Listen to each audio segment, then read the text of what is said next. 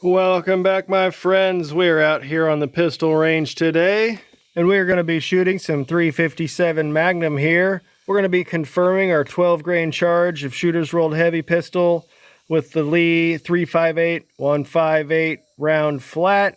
We're in the Ruger GP100 here, and we're actually testing Magnum primers versus standard pistol primers, because old Shooter's World says you don't need a Magnum primer to ignite it properly. So let's see if there's any pressure differences or accuracy or even velocity differences over the chronograph.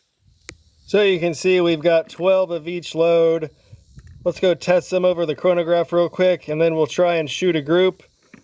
And real quick, here's a look at our bullet. I've got the maroon color on the right, that's the Magnum primer, and the more whitish red on the left with the standard primer. So that's another easy way to differentiate from them, aside from marking the primers or writing on the cases. So sometimes I like to do load development with different colored projectiles if you're working with powder coated bullets. Anyways, let's get to it on the chronograph.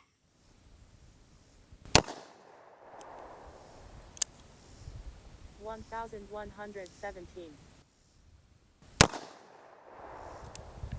1,176.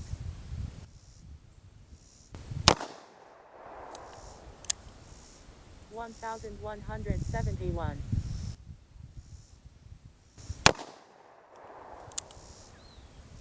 1,086. 1,139. 1,088. Okay, so we just got done with the chronograph. Here's our first 6.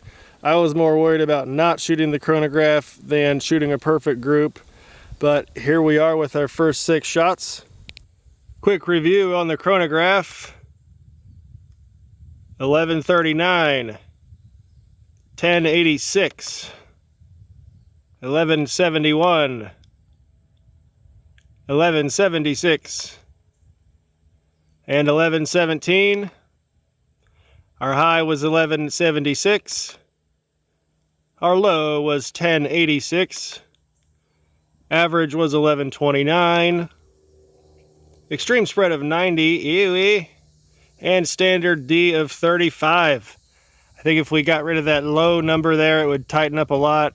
But you can't get rid of the low number because it was obviously part of it. So let's see if our Magnum primers have any more consistent ignition properties.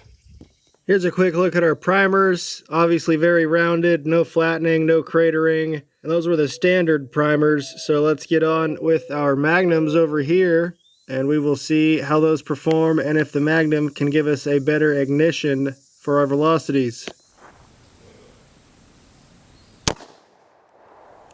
1,138. 1,140. 1,212. 1,156. 1,116. 1,203.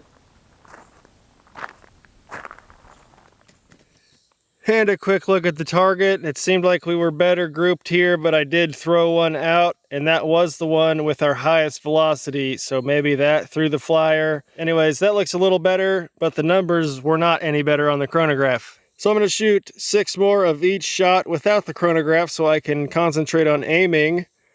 I'm not expecting any better results, but we'll see if any of them group better than the other. And a quick review of the chronograph. 12:03. 11:16, 11:58, 12:12, 11:43, and 11:38. We had a high of 12:12. Our low was 11:16 with an average of 11:61. Extreme spread of 96 and a standard D of 34. Alrighty, back to our standard primers. I'm going to back up to about 15 yards. We're going to shoot the target on the left.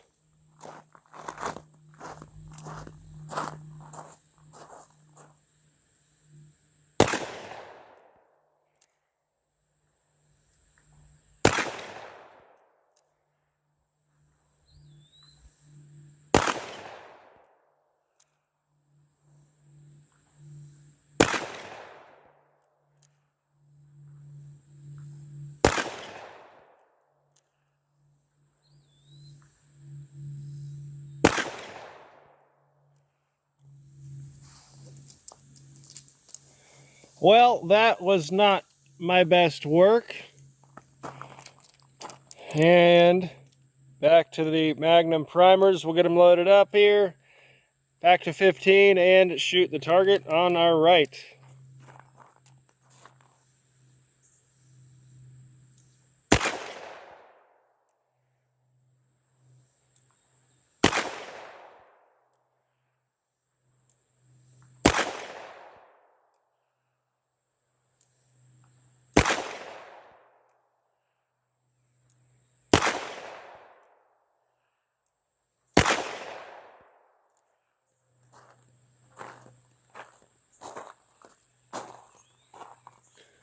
All right, that looked a little bit better. Let's go check it out. All right. So we saw our first shot from the group was over here with 5 others in here, but now we've got 11 of them within this, and then our one that was out there. So our last 6 were all within the size of that first group. And while it doesn't seem that we get any better velocity with our Magnum primers, we are certainly getting better accuracy with our Magnum primers compared to standard. Again, with the standard primers, no pressure signs at all. However, when you hop over to the Magnums, they look a little bit flatter. I mean, not like a flattened primer, but just slightly flatter than the standard. A little interesting to me. We did have a slightly higher velocity, but really overall, it's within the extreme spread of the averages, so who knows if there's really a difference. So again, the average for our standard primers was 1129, extreme spread of 90, and a standard deviation of 36. Over with the Magnum primers, an average of 1116, standard deviation of 35, and an extreme spread of 96. So the numbers got worse on the chronograph. I mean, not really. We had a higher velocity, slightly better grouping. Hard to tell if there's a clear winner.